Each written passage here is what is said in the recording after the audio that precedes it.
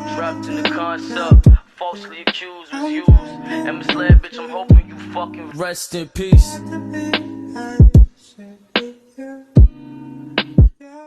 Yo, what's good, YouTube? It's your boy, Trogar Sav here again. And it's your boy, the rap troll god, Markavell. Definitely a troll god. Definitely a troll god. Yes, sir. I'm in the building. What's up, bro? All right, so what we're going to talk about today is wasted talent in sports and in music industry. Yes, sir. There's a few of them that, we can talk about, so we're going to dip into that. And also, we're going to talk about our favorite sports movies. I had to really think on it because, it's a lot of good, great it got real movies. So we definitely and I definitely got something for y'all about that segment too. I want to know your opinions on it. So let's get into it right now. Oh, ready to get into it? Yeah, all right. So we starting off with wasted talent in hip hop. So me and him, we decided over the week on the segment we wanted to do, which would be wasted talent and bust for sports. So we had to pick an artist each. My pick is Juelz Santana. Yep. That name speaks for itself why he's the wasted talent. He's probably the biggest wasted talent in rap history. So let me give you a rundown why I believe he's wasted talent. He got the notes. So let him. We're journalists now, B. Got to do what we gotta do. All right, so he got 2 studio albums, From Me to You and What's the Game's Been Missing, right? Just 2. It's 2021. Only 2 studio albums. He hasn't dropped the album in 16 years. Let me say that again. 16 years. Come on, son. That's wild. Come on, son. That's wild. All right, so I'm a fast forward to about 09, 2010. So him and Wayne was together heavy. They was working on the album called Can't Feel My Face. Never comes out. They do a single, Home Run. It did real good. A very good song, and they got great chemistry together. Why the album never came out? Right? Why? Okay, I'm gonna leave that alone. We're gonna come back to that though. Right. I'm gonna fast forward to 2013. God Willing came out. That mixtape was crazy. Right. Senior year of high school. It put him back in the spotlight where he needed to be. You know what I'm saying? He had it was Banks on there, Future. I think Meek was on there. Can't remember, but it's where he needed to be. That was supposed to lead up to some type of album. Yeah, you gotta capitalize off something like that. You have to capitalize. You cannot just drop a project like that and not do nothing else. Like that's one of the that was probably the biggest mixtape out on live mixtapes at the time, and that Piff at the time. No album. No singles or none of that. Just videos. Okay, that's cool. But where the album at? Right. Then where this plays. That what I was just speaking on. His work ethic, I believe, is terrible. I think he has a bad work ethic because Onkasa told the story on how he had to force him to get on the song with Chris Brown running. He kept saying he didn't want to do it. It's like this man had to beg this man to get on this record. If he doesn't do that, we never get that song with Juelz. He never has that hit record under his belt. Right. That proves to you right then and there that his work ethic was terrible. Yeah. So you gotta take advantage when somebody throws you basically it's like somebody's throwing you success. Like, hey, take this and run with it. Like you gotta do what you gotta do. And exactly. That's just what it is. And right. And another thing plays, a factor in Juelz being, irrelevant now, and that's the lean. Hold on. I got you. So, like we said earlier, 09, 2010, he was with Wayne a lot. He became addicted to this drug. Yep. And I think that hampered his career. Like Doggy Diamond said one time, he said he went to do an interview at his crib and he ain't know what the Hawaiian punches was for. He had the big joints everywhere. He ain't know it was that bad. Like that's crazy. Even that's sad. Cam had to distance himself from that because he kept sipping it so much. That's ridiculous. Right. Like that plays a huge part in his career. And then around that same time too, Banks drops Beamer, Benz, and Bentley in 2010. Hit record. Yeah. Once again, Jewels is in the spotlight. Yep. No mixtape, no album. How do you not capitalize off this record? Right. You gotta drop something. To remind y'all, that was a mixtape joint that happened to become so big, it became a hit record and an album record. So why haven't you dropped any music? Like, what's up? Like, he shows us glimpses of what he can be here and there. Right. Like, it comes every now and then, but it's like you gotta be consistent. You gotta be consistent, and it's like he's wasted talent. Yeah, and people don't wanna admit that he's son y'all so-called GOAT, cause and y'all already know who we talking about. We talk about Wayne. Y'all swear he the GOAT, but Joel sunned him, just straight sunned him. Before, what was Wayne talking about? Wobbity wobbity wop wobbity wop. That's what we heard from Wayne. We ain't hear nothing better than that. Come on, man. Like, y'all gotta like relax on the GOAT talk. That's out. Your man's wasn't. Yeah. Cause don't get me wrong. Like he ran the industry. Don't get me like he did. Yeah. I ain't gonna sit here and act like he didn't. But there's a reason why he was rapping like he was rapping. That's Jewels. So he was hanging around with Jewels. He was Dipset's son. Yeah. So he became and that's how he became who he was. So right, give props where it's due. Right. Give it to Jewels. But enough of that. We're gonna get into that toxic episode another time to piss y'all off. Yeah, because we got a whole bunch to say about that clown. Yep. And Aubrey coming soon. Oh yeah, we at Aubrey next, son. Like we don't call him by it's Aubrey. You Aubrey. Feel me? It's Aubrey. We don't call him by that rap name. Like no Drizzy, not no Drake. No. It's Aubrey. Aubrey. You know what I'm saying? That's close. That's like my grandma name, Audrey. Like, well, anyway, it's your turn. All right, so who I'm gonna talk about is Shine. Now everybody know he had one of the best songs. I don't need to say it. You already know what it is. So, show me. Only whoa. Yo, you crazy for doing that? All right, so the man's wasted talent. Let me tell you why. Okay, I don't got notes. I probably should have brought them, but it's whatever. Anyway, you ain't had to zoom in on it like that. You got a pocket for that. Yo, I'm here, B. I'm here. He got that. I'm here. All right, so his first two albums was crazy. Shine and Godfather Buried Alive. They both was crazy, right? Godfather Buried Alive was number 3 on the Billboard. He was the second rapper to do that behind Pac. That's great company to be in, right? I didn't even know that. Crazy, right? Yeah. So he dropped 7 albums. 7. Sheesh. 7. You don't hear from them though. They wasn't. I listened to them like over the week, and it's a couple bangers on each album, but they're far from classics, and they're probably a good 5 out of 10. Those are joints from jail, right? Yeah. Oh, okay. Yeah, and most of the songs that was on Godfather Buried Alive was him before he went to prison. So, right. Yeah, that's just wasted talent right there. How you felt about his second album? Godfather Buried Alive? That's the second album? Yeah. What's the first album? First album is Shine. That's his first album. How you feel about that? The first one? Yeah. The first one was dope. It has it's solid. I give it a good 8 out of 10. Okay. I never listened to some. I remember Twitter was at me one day. Yeah. I listened to it over the week, and yeah, it's definitely a good 8 for me. The second one, probably a good 7 out of 10 for me. All right, so we about to get into sports talk now. Yep, definitely. Like, let's set the record straight. I'm a diehard Carolina Panther fan. I'm a diehard Houston Rocket, and I'm Michigan Wolverines football and basketball. Yep, me.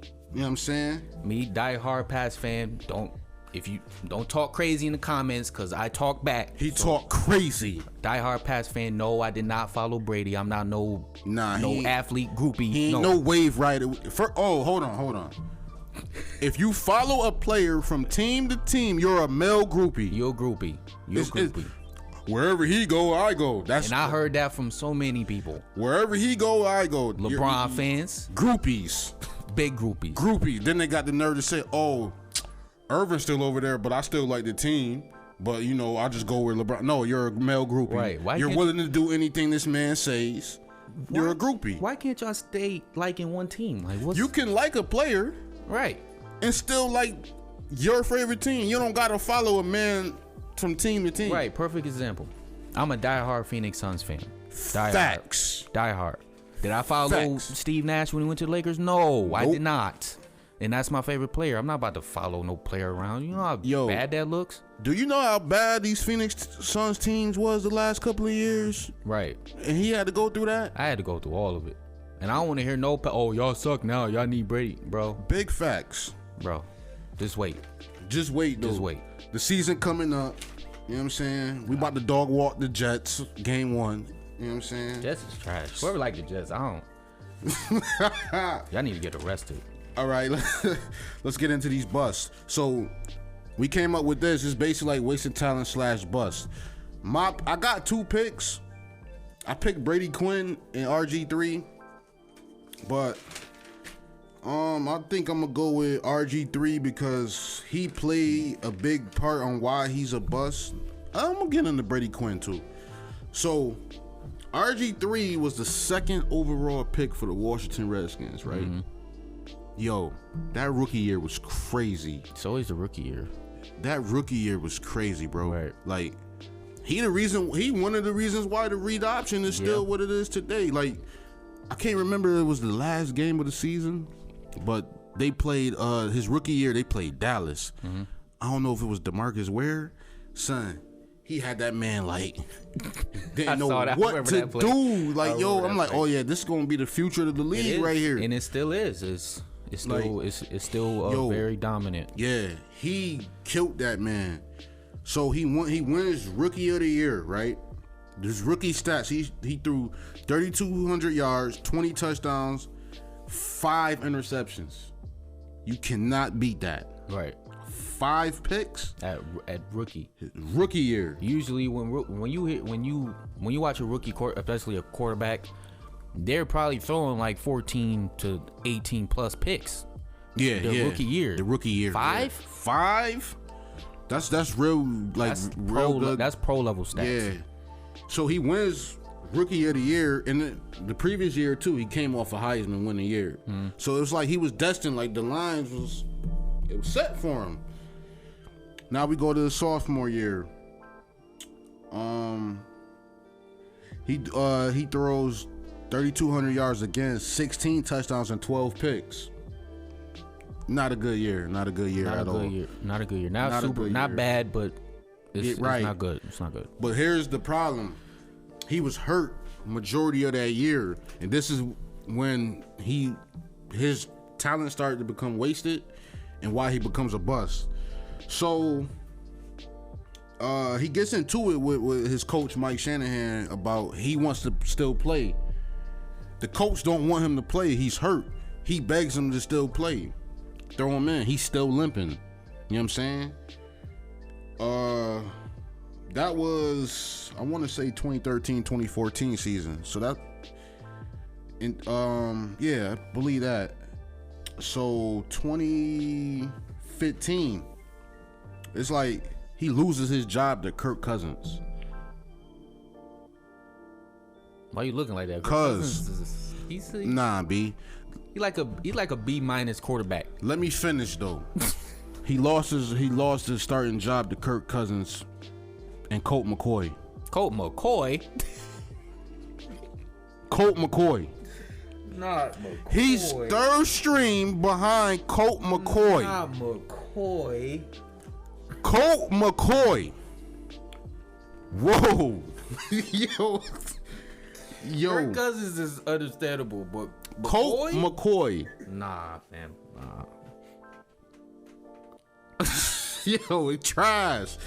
So the year before, like him playing hurt and all that, that's his ego. His ego plays a big part on his downfall. Yeah. Because he feel like he can still be the man. Yep. And then him beefing with I forget to put his name down.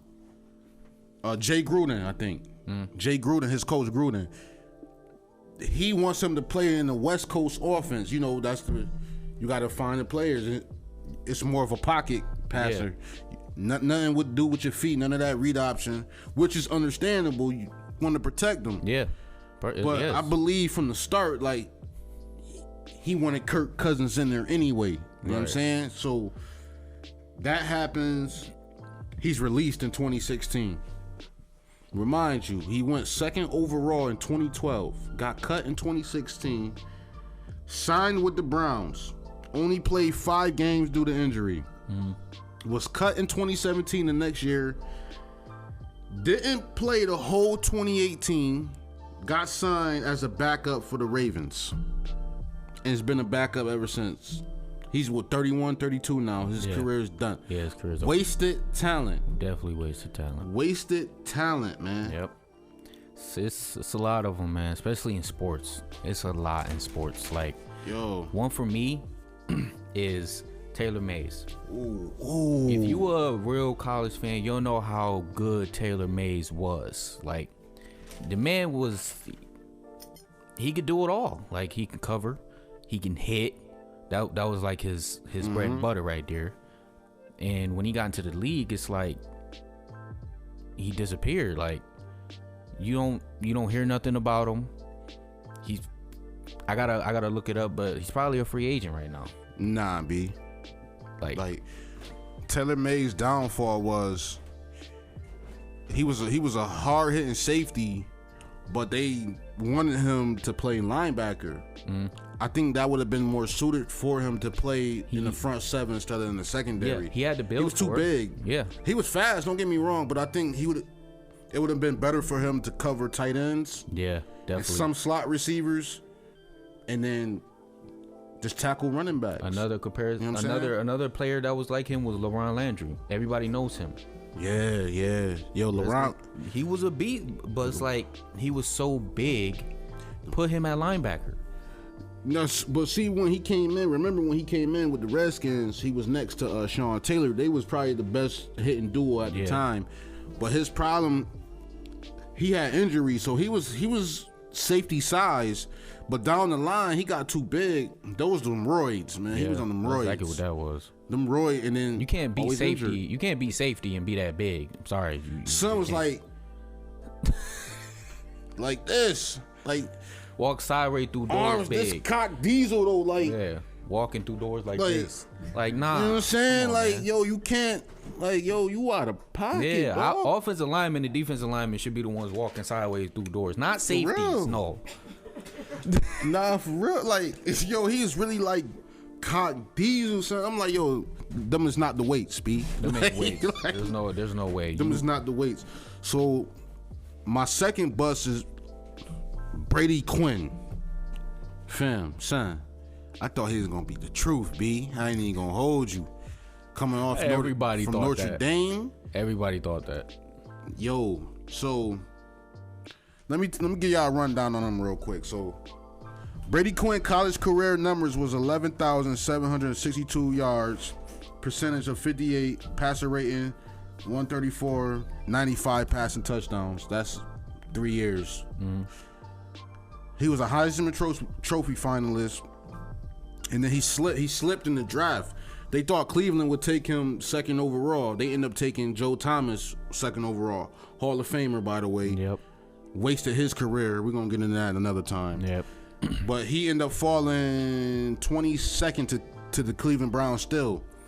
So he was benched his first 2 years. Like, which it made sense. You want to bring them in slowly. Like, sometimes you got to let a player sit. Yeah, they can come in, you know what I'm saying, on fire. Like, look at how Pat Mahomes, he sat probably 14 games? No, he sat almost the whole year. He only played that one game, and then that one game made him a believer, which was the last game of the season. Yep. Now look at him now. Sometimes you got to let a player sit. Yeah. So he sat 2 years, but he could never get on the field. Like, Derek Anderson was the starter over there. They believed in Derek Anderson more than they did with Brady Quinn. Bad idea.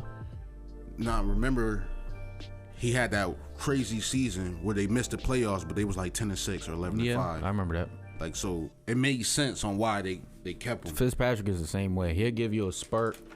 He'll give you a spurt of greatness, and then like after that, he'll throw like 6 picks. But yo, Fitzpatrick numbers don't lie, B. You ever seen his career numbers? Yeah, no, son. Like, whew. He could give you crazy numbers. It's That's just a fact. he's not consistent. Like, right. He'll get out of a 16-game season, he'll give you maybe 6 good games. Right. The rest are probably average or really bad. Facts. Then he ended up. I think he got cut. Ended up going to the Chiefs. He played 10 games for the Chiefs. Listen to these numbers: 2 touchdowns, 8 picks. Let me say that again. 2 touchdowns, 8 picks in 10 games. After that, he ain't never throw the ball in the league again. Disgusting, B. Out of pocket, man. Yo. 2 touchdowns and 8 picks, man. That's not even the. Then he goes to Denver. He thinking, you know what I'm saying, he might get the job there. He's behind Kyle Orton and guess who? Tim Tebow. You're 3rd string behind Tim Tebow. We talk about the same quarterback that ran 30 yards behind the line of scrimmage and got sacked. We talk about the same Tebow here. We not talking about a different one. No, we talking about the same Tim Tebow that won a playoff game only completing like 6 passes. You can't beat him. Then he throws a shot at Tim Tebow for his GQ appearance. Salty. Oh yeah, you know, I'm a team player. Like I don't got time for these photo shoots praising God or some junk like that. 2 touchdowns, 8 picks. You don't talk when you got no. 2 touchdowns, 8 picks. B. I'm off him. That's like I don't even want to talk about that 53 no more. overall player. Man, that's terrible, bro. You gotta get it. His together. name need to become brought up more. Biggest bust in NFL history. Yeah. He's one of them. Brady Quinn, you're trash, dog. Garbage. You're garbage. Another quarterback that has so much potential, but who? I mean, he wasn't really good of a quarterback as is, but who? Denard Robinson. Who? Denard Robinson. Who? You know? Oh, Denard. Nah, he was trash, man.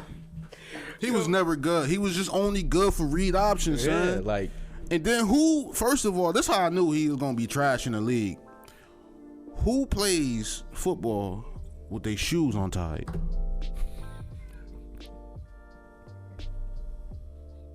Let me say that again. Who plays in the league with their shoes untied?